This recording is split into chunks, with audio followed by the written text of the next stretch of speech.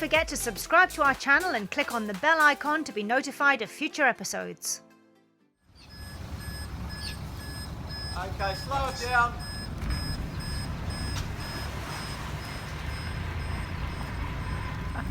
I'm just watching Kevin manoeuvre the truck below the boat. Okay, do it back. Okay, stop. Go down. Yes, we're hauling out DT today. I'll need to put another bit of carpet on this corner. And Kevin needs to put another bit of carpet on that corner.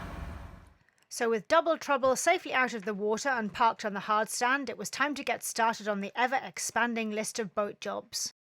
But before we could get started, the silly season was once again upon us, and it was time to celebrate Christmas. Christmas Eve. Back of the car is a chock-a-block. We are using Will, the car that belongs to our friends on ski. They very kindly loaned us him. We are heading down towards Auckland to see my mum and dad for Christmas. Hello, we have arrived. I can hear Father. We arrived at my parents' house at Auckland, where we spent a very pleasant 3 days. Champagne was drunk and toasts were made.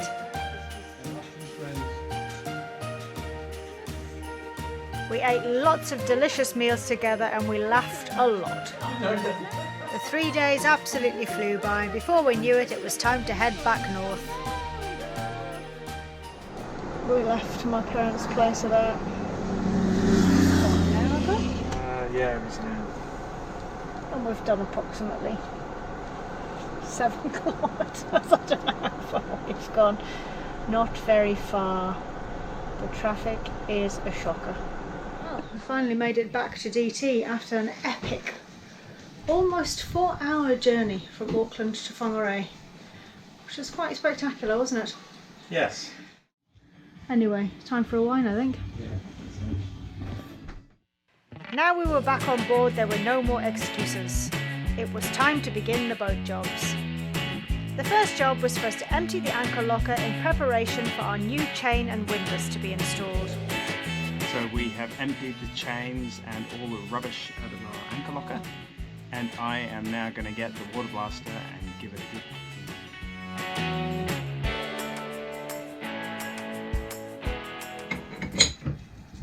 So we're just taking this off because we're getting a new one, but this one has faulted in a couple of spots. One being that the clutch cones have got damaged, so we're going to send them back to the distributor.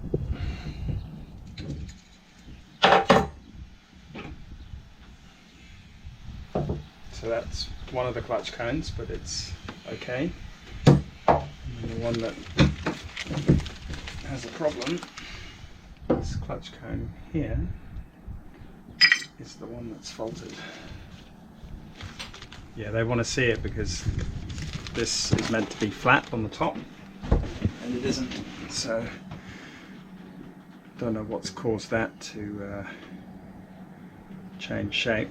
But we need to find out so that we know what's caused it and what not to do, if it was us or if it happened before we had the boat. So What you got there? I've got the new winch. Get into that in a little while, I think. We now have the motor out. Quite a bit of salt and corrosion in here, and I'm now going to see if I can take this off and replace it with a new one.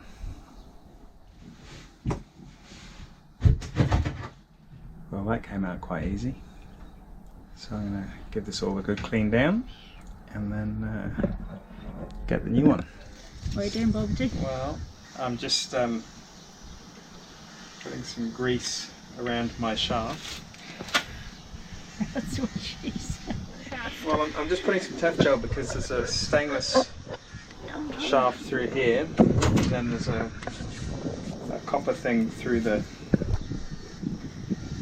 motor, but we've also painted and cleaned all of this, all the rust off this. So this is the original unit, and I'm going to see if I can reuse it, basically.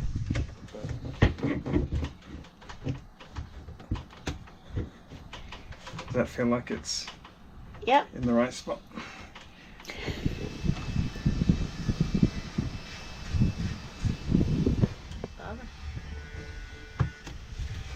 Right. Basically what's happened is we've put the, or rather Rob has put the new windlass on, but we're putting on the old motor. There's not a lot wrong with it. We figured we'll keep the new one as a spare for now. Yeah, there's a lot of electrical rework that I don't really want to do, and so I've reconditioned and given the gearbox a good clean, and that's really the main concern, is that it's going to not be too corroded, but I reckon it's still got another year or two in it. So I feel like a Formula 1 driver. I wish I had the paycheck for Formula 1 driver. Who is that? So I am changing this filter out today. It's been less than a year, but we've done a couple of 100 hours, and there's also all the diesel that we went through in Tonga, even though we pre-filter it. So it is time. Undo this nut, and then all of this should drop out. So I've got a nice sized container that perfectly fits, and hopefully we'll keep the spillage to a minimum. I'm going to be a bit careful here because there's a glass bowl as well, so just need to be a bit careful that I don't crack that.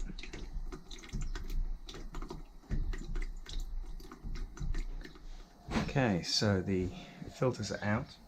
Pretty pleased with that, actually. There isn't too much in the way of sediment in the bottom, so we're doing a good job pre-filtering the fuel. We actually use a pre-filter, and especially going through Tonga and Fiji, we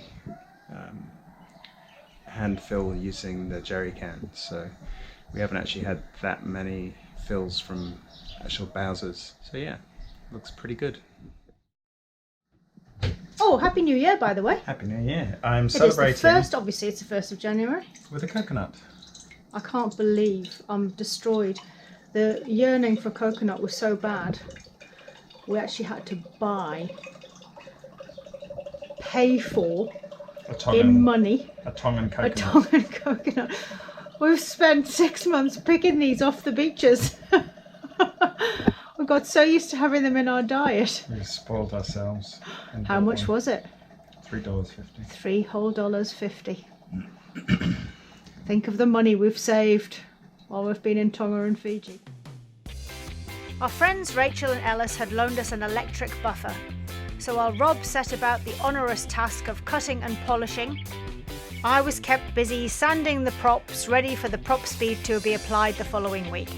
Just finished polishing the boat. You have done a sterling job, can I say. You have polished.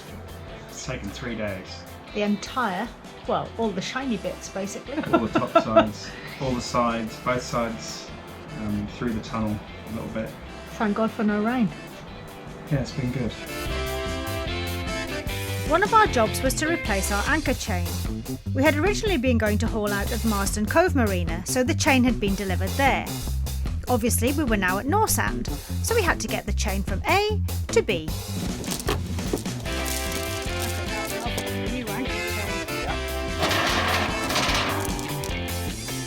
We had upgraded our anchor chain from 60 metres to 100 metres. We'd also gone for an 8mm rather than a 10mm to give us a bit of a weight saving. With the new chain safely in the locker, the next job was to move the anchor over from the old rusty chain onto our nice new shiny chain. What's occurring, Bobbity Birch? I'm just changing the ground tackle.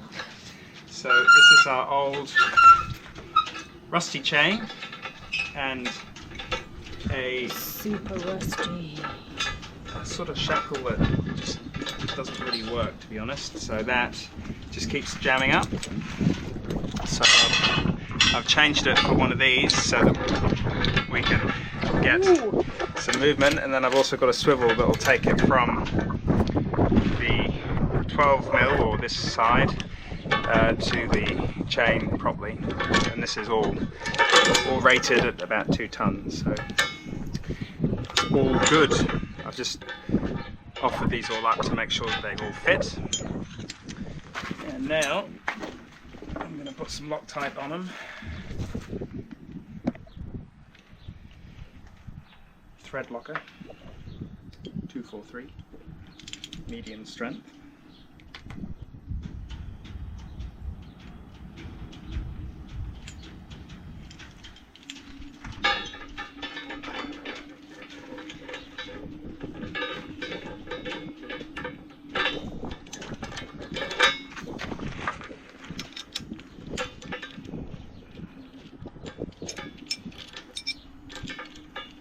So this is quite clever actually, the way it all goes together.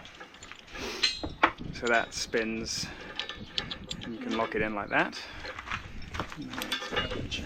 Yeah. Which is an 8mm and not a 10mm. We've gone down a size on ankle chain. Yeah. It's got 100 meters instead of 60 meters. So we were finding when we were anchoring sometimes up in Fiji that we were basically just getting away with a 3-in-1 scope sometimes, weren't we? Some of the anchorages we were having to anchor in 20 meters of water. Yep. So we always planned on getting more chain.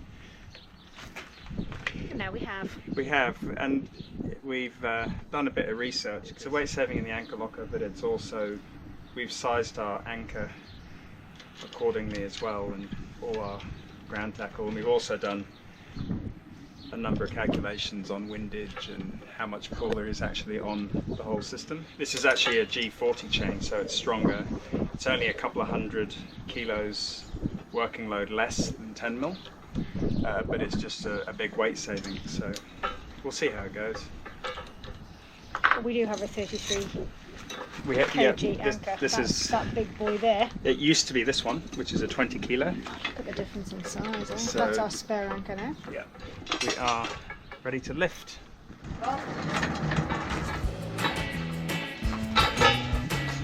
Okay, slowly, just bump it, please. Yeah. And again. Keep going.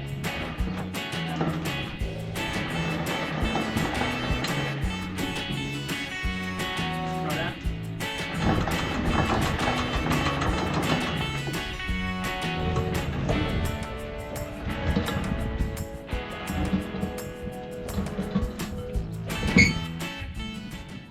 Whoa, look at that. So not only do we have a shiny new windlass, look at that lovely chain. We've also got a 10-meter bitter end as well, so that will help.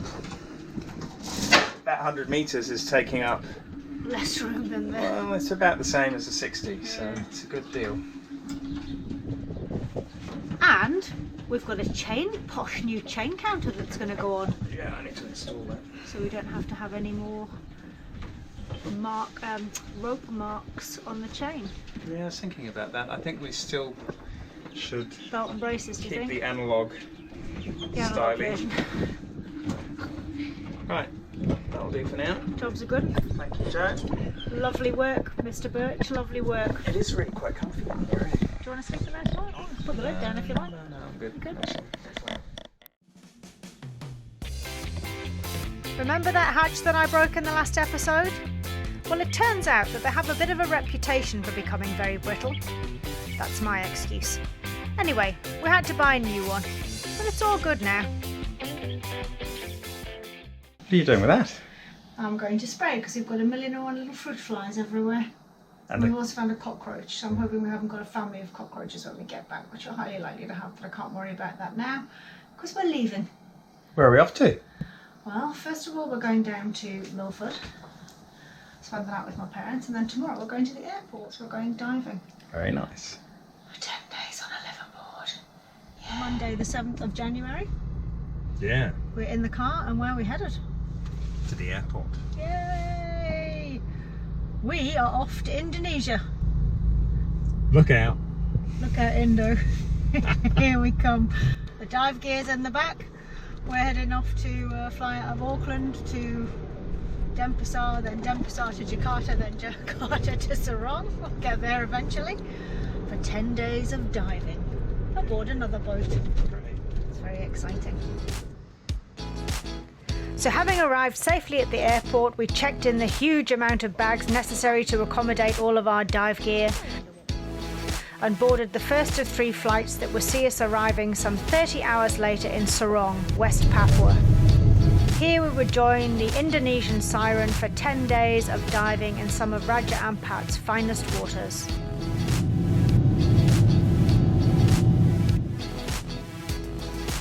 Tune in next time as we settle into life on board the beautiful Indo Siren and sail into Raja Ampat, where we begin to explore the stunning underwater world.